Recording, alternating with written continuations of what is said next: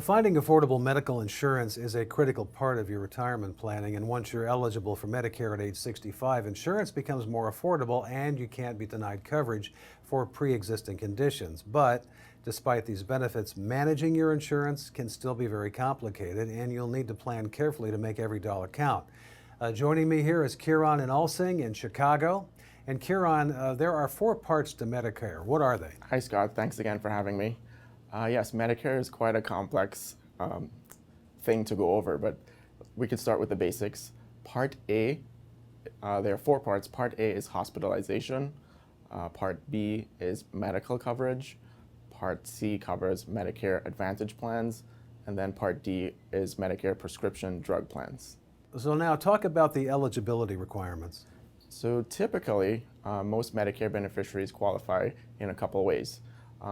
First, while attaining age 65 is the first way. But to qualify for Part A, they have to have worked at least 10 years or 40 quarters in the US. And then for Part B, they have to pay a premium for Part B. A couple other ways that people can qualify for Medicare is if they're on Social Security disability for 24 months. And then a third way is if they have end-stage renal disease. But the first 2 ways are the most common. So what happens if someone is actually still working after age 65 and they're still covered by the employer plan? So that's a good question as well.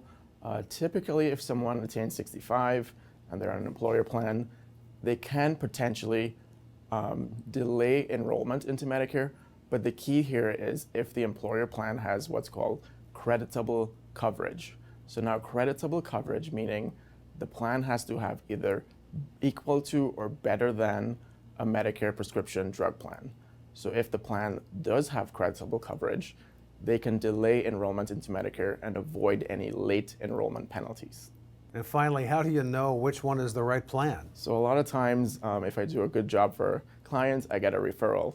And a funny thing that happens is the client would come and say, I want the exact plan that their friend has, which the first thing I say is that's great, but we have to go in detail as to what their healthcare needs are. So it would be easy if everyone can have the same plan, but that's never the case. We have to dive into what's called a healthcare needs analysis to figure out what's right for them, what sort of care they need, and what's important to them for their healthcare. Thanks, Kieron, and thank you for watching Retirement News Online.